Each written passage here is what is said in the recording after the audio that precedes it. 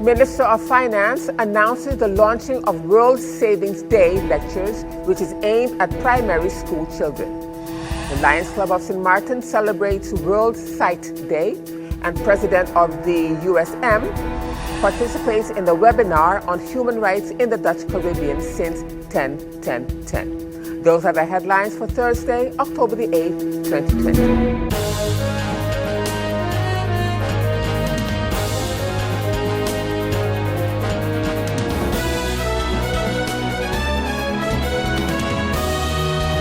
Good evening, viewers. This is SXM Daily News, and I am Valerie Van Putten. Thank you so much for joining me this evening.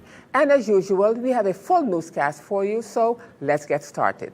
In our first story, on Saturday, October the 10th, it will mark the 10th anniversary of 10-10-10 and leading up to the 10th anniversary of the dismantling of the Netherlands Antilles and St. Martin attaining its country status within the Kingdom of the Netherlands. The University of St. Martin, USM, hosted the first in a series of educational events. The first in a series of 2 educational forums took place in a virtual setting on Thursday, October the 8th.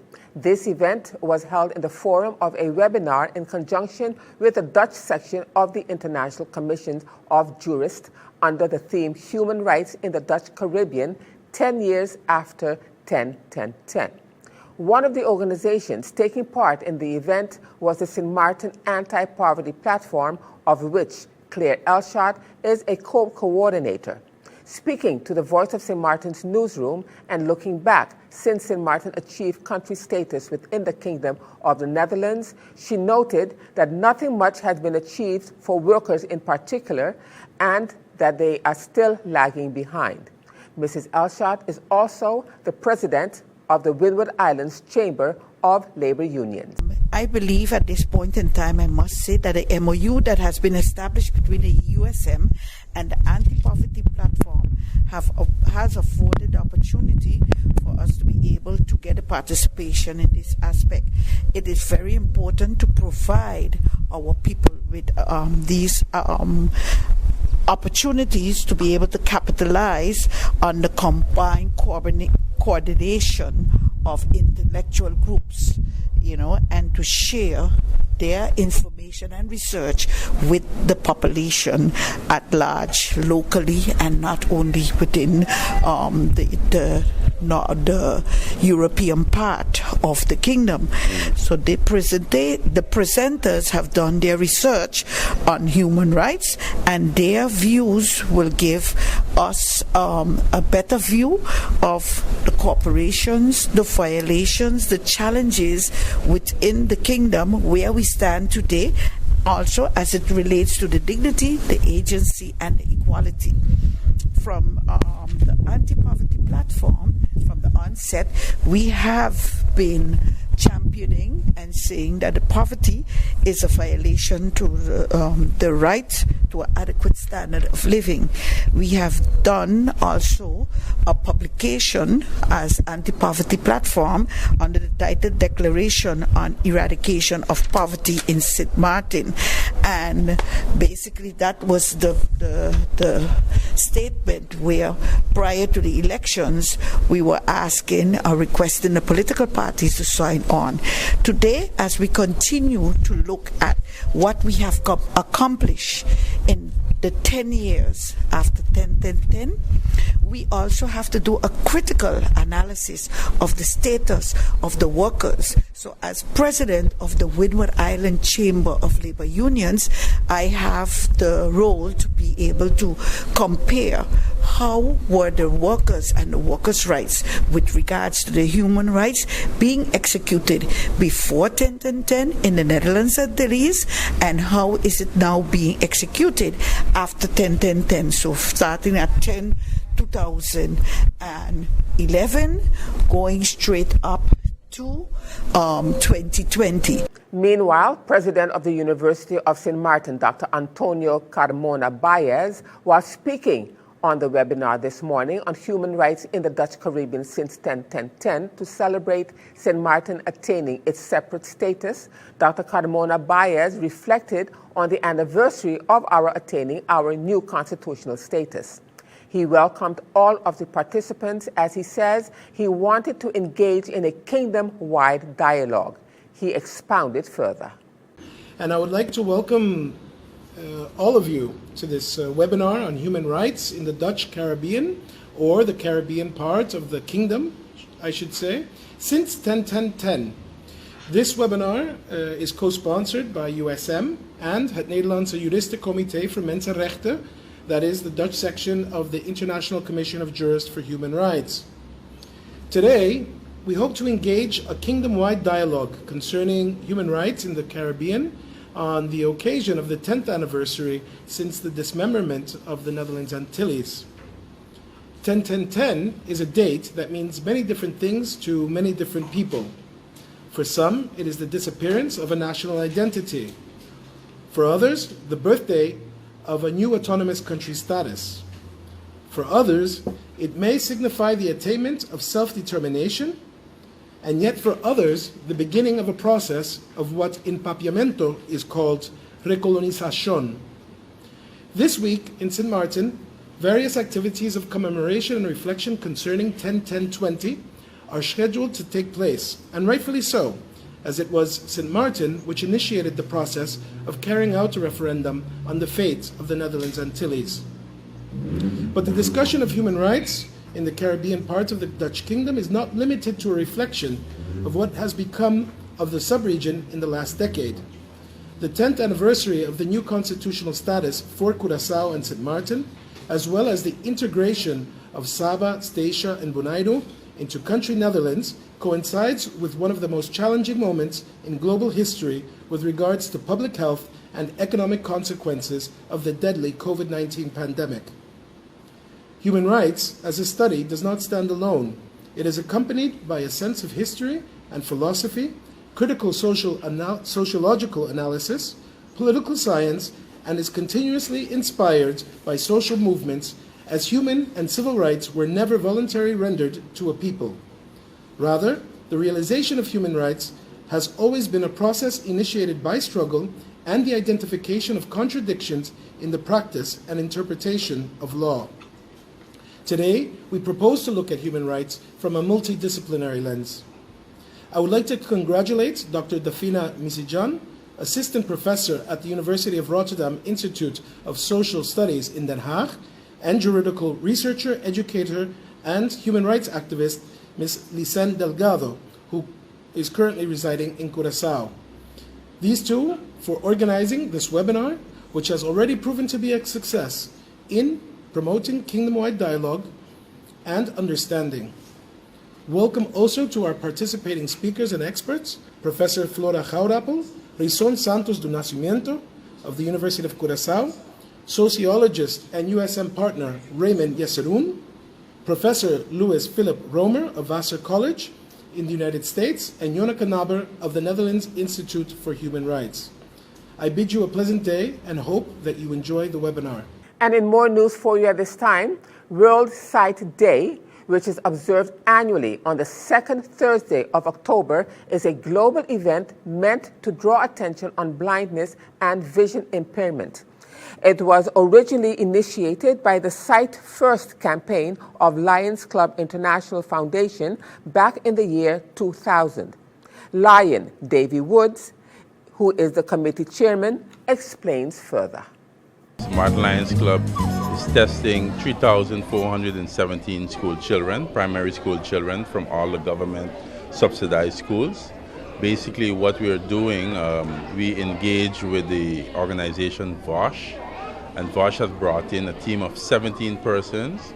We've paired them with the nursing students from NIPA, the local trade school, and basically on a rotating basis, transportation is provided by the Lions Club, whereby all school children are brought here to the Bel Air Community Center and they are tested, their eyes are tested, it's a fast test, and if they need glasses, we give them glasses on the spot. We have 8 optometrists on our team, we have an optician, then some volunteers, and we're very privileged to have the nursing students here from St. Martin that helps us with the acuities and the processing the kids around through the clinic. It's great to see that a clubs such as an organization such as the Lions Club has taken the initiative of testing the children of St. Martin and ensuring that they get the necessary opportunities to get free testing and free glasses so that they can, continue with the educational process. Immediate past presence theme, Eyes for a Brighter Future. A future with good eyes. It's finally getting realized what he wanted to do. And we're back to the basics of Lionism, which is looking after picking up the sight program again. Well, we like to look first for lazy eye, and we've not seen too much of that, but there are children with nearsightedness, farsightedness, astigmatism. That's mostly what we look for, are those three items. In this station here, Station 1 is the first station where you come and you check their eyes. It's like you do something manually, and then we would have another student who would transfer them from this station. It depends on which station they have to go to, and it depends on the reading of their eyes. They would either go directly to the doctors, or they would go to Station 3 to do a computerized check on their eye. All they have to do is look in the box. And what does this box do? What does this box tell you? They see a flashing light, and then it tells us what their prescription is. Just undercorrected vision is a huge thing. I mean, it doesn't sound like much, but it can really affect how a kid can learn and get around through the day. So if they can't see, it's really hard to learn. After the doctor writes the prescription, I go to the proper box where we keep the glasses, and they call me a picker. Okay. And I pick the glasses that they are prescribed. A project like this, next time our target group, maybe we could target the 0 to 4 years. I'm very, very, very particular about that age group. I'm an educator by profession, and I've done a lot of reading and research, and been very much involved in early childhood education. So I do hope that our club would embark in a project for that specific groups, so that you can avoid problems developing at the later stage. And still to come, MP for the NA wants to know why aren't governors of Aruba, Curacao, and St. Martin and their staff not getting a salary cut. We'll have the details to that story and much more when SXM Daily News returns.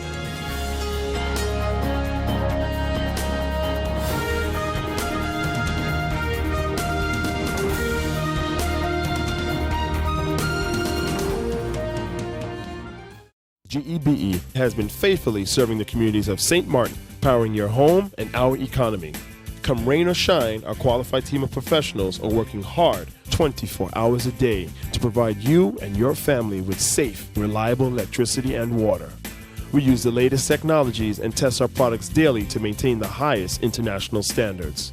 Our friendly staff is always there to assist you, whether in person, over the phone, or online.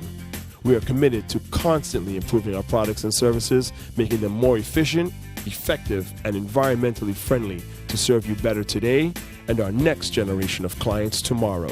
GEBE, powering a brighter future. Our friend Megawati is here with tips to save you energy. 1. Turn your airco temperature up. 2. Use a ceiling fan instead. 3. Buy energy-saving products. Save some green with NVGEBE. Welcome back, viewers. You're watching SXM Daily News, and I'm Valerie Van Putten. As we continue now, in news out of The Hague, Netherlands, there is no agreement yet between the Netherlands and Curacao on new loans to mitigate the consequences of the corona crisis on the island. Undersecretary Raymond Knops announced this on Wednesday. Earlier in the day, Prime Minister of Curacao, Eugene Rugenath, said an agreement had been reached. According to the Undersecretary, there are hopeful signals, but the negotiations are still ongoing. In early July, the Netherlands imposed conditions on Curacao, Aruba, and St. Martin for a new third corona loan. According to Undersecretary Raymond Knops of Kingdom Relations, the countries can only receive money on the condition that structural reforms are implemented. At first, the island did not agree because the conditions of the Netherlands would affect the autonomy of the countries. In the past period, there has been a lot of negotiating going on between The Hague and Willemstad. Prime Minister Regenath wrote in a letter to the Parliament of Curaçao on Wednesday that his government has issued the political commitment to continue. And now back on St. Martin, Member of Parliament for the National Alliance, Christophe Emmanuel, is asking why aren't the governors of Aruba, Curaçao, and St. Martin and their staff not getting a salary cut. The Member of Parliament was speaking on the program Fernando Clark Online on SOS Radio on Tuesday last, October the 6th, 2020. The Member of Parliament says everything that represents the Crown does not have to take no cuts. And if you talk about equality in the kingdom, why is it and how do they expect him, as a representative of the people in this country, he must sit back and accept that the government and the Dutch government, that his people must take pay cuts? No. You know, the governor in Curaçao and the whole entire staff of the governor's cabinet don't have to take no cuts. They ain't got to take no cuts whatsoever. You know, the governor in Aruba and their whole entire staff don't have to take no cuts. The governor in St. Martin and their whole entire staff don't have to take no cuts. The Dutch representative here in St. Martin and the whole entire staff that don't got to take no cuts. The prosecutor's office here in St. Martin and the whole entire staff don't have to take no cuts. Everything that represents the crown in the Dutch Antilles don't have to take no cuts whatsoever. None, nowhere. The politicians in Sabre and Statia don't have to take no cuts. So if we are talking about equality in the kingdom, in the kingdom, why it is and how you expect me as a representative of the people in this country, me, third highest vote getter in this country, me, I must sit back and accept that the government and the Dutch government is saying to me that my people must take cuts? No. I cannot accept it. And this is what I'm saying to St. Martin people. Don't allow that narrative to fester and grow in your mind and in your thinking that you have to accept cuts. You don't. You don't. 12.5%, 20%. You don't. What the government have to do is find the means and the ways to open this country and the money and pump it in the economy and get the people back working. That's what needs to be done, because there's ways and means to get it done. I am not accepting no cuts for no, because so that I want you to think about it. No, listen to what I'm saying and understand what I'm saying. No. And why you government is accepting conditions for what reason when you say you're not accepting? This is what the government's saying now. This is what the government's saying. No, we're not accepting what you're selling to us. So if you're not accepting it, why are you telling the people they need to take cuts? Why? Yeah, that is contradictory. Why? No, I ain't accepting that. And in other news, local legislators will soon debate a proposal by faction leader for the United People's Party in Parliament, MP Grisha Heiliger Martin, to add vitamin supplements to the SZV package for senior citizens, fulfilling a campaign promise and pledge to do more for the elderly. Her goal is for the legislation to contribute to the health of senior citizens in particular, while bringing them much-needed financial relief as well. MP Heiliger Martin said on Wednesday the timing of her proposal coincides with the still ongoing fight against the coronavirus, COVID-19. We continue to hear from medical experts that because the immune system weakens over time, our body's ability to fight infection lessens. This fight against the coronavirus has been especially difficult for senior citizens around the globe and here at home during the pandemic. In a letter sent to the Minister of Public Health, Social Development and Labor, the Honorable Richard Panafleck, earlier this week, Heiliger Martin requested a meeting with the policymakers within the ministry and SZV, Social and Health Insurance, SZV, which is the Sociale Ziektekostenverzekering Management Team, to discuss implementing legislation on the proposed addition of the vitamin supplement to the senior citizens' health coverage. Once the legislation is passed in Parliament, residents on the island who have reached retirement age and require different vitamins to boost their immune system would now be able to have these supplements covered under their SZV insurance policy.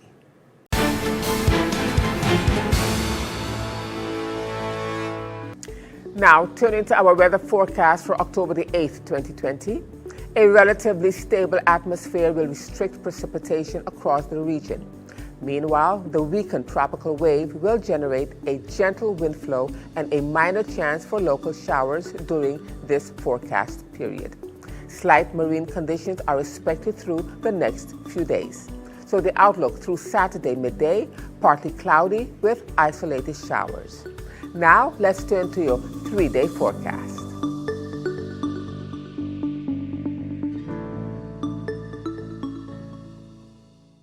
And still to come, Prime Minister of St. Martin takes time out to highlight breast cancer awareness. And we'll have the details to that story and more when SXM Daily News returns.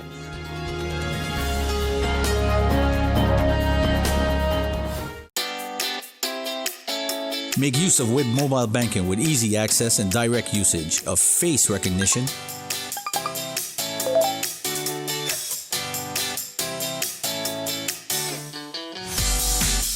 PIN code,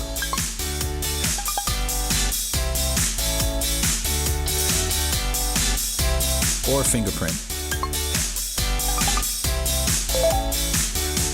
Download WIB mobile banking app and make your transaction from anywhere at any time. For more information, visit wib-bank.net/quick-login. Welcome back, viewers. You're watching SXM Daily News. At Wednesday's Council of Ministers press briefing, Minister of Finance, the Honorable Ardwell Irion, announced the launching of World Savings Day lectures, which is aimed at primary school children. The minister elaborated, and he also announced the launching of a workforce development program, which was established to develop a program for free courses for the public and for civil servants. In light of World Savings Day on October 31st, the Central Bank Curaçao St. Martin has launched their World Savings Day lectures that are aimed at primary school children, grades 4 and 5. These virtual lectures will teach money management skills to help prepare our children to be money smart when they do have funds of their own. This month, there will be a webinar focused on resilience for Investors Week with guest speakers from the island of Curaçao and St. Martin. I think this is a positive and necessary initiative to better teach our young people, as opposed to have them figure out at a later age in life, especially when they're off to college. The Workforce Development Program has officially been launched. The Ministry of Finance teamed up with the St. Martin Development Fund to offer free courses to the public and civil servants via the website Coursera. The program offers courses in domains like business, technology, and personal development, and more. These courses provide in-demand skills employees want right now. Users should be able to take what they have learned and re-enter the workforce or get better at their current jobs. Over the weekend, we've had over 100 civil servants applied for the program, and I'm glad to see such a high interest in the program, and I'm hoping to see the momentum maintained throughout the rest of the year. We are hoping that through this program, we are effectively able to retrain, regain, and recover. If you or your friends and family members would like to join the program, you can do so via the SMD app. Please send a copy of your St. Martin issued ID to training@smdf.sx or WhatsApp 554-9764. This is done on a first come, first serve basis, so please do not wait and let this opportunity go. And as October is being observed as Breast Cancer Awareness Month, Prime Minister of St. Martin, the Honorable Sylvania Jacobs, took the time out at Wednesday's Council of Ministers weekly press briefing to highlight breast cancer. The minister says that awareness has done St. Martin a lot of good. However, continued awareness and ensuring to be proactive will stop this disease in its tracks. Several celebrations, and I take the time out today to highlight that it is Breast Cancer Awareness Month, and that over the past week, we have been highlighting that as a government as well as individuals and organizations throughout St. Martin. We would like to highlight the awareness of this disease that has, awareness of it has done St. Martin and the world a lot of good. However, continued awareness and ensuring to be proactive will stop the disease in its tracks as well. Collective action remains the strongest impact for all those who have been diagnosed with the disease, and early detection, better screening, and increased awareness and treatment options have all aided in a decline over the past 3 years. I continue to wish all those who are still feeling the effects of having lost a loved one due to this disease, those that are going through the process together with their families at the moment as well, much strength. And we are standing strong with you as you battle this disease, and pray for your full recovery and strength of your family to sustain you. And still to come, the Mega Boss talks about the Calypsonian strike of 2019. And we'll have the details of that story when SXM Daily News returns.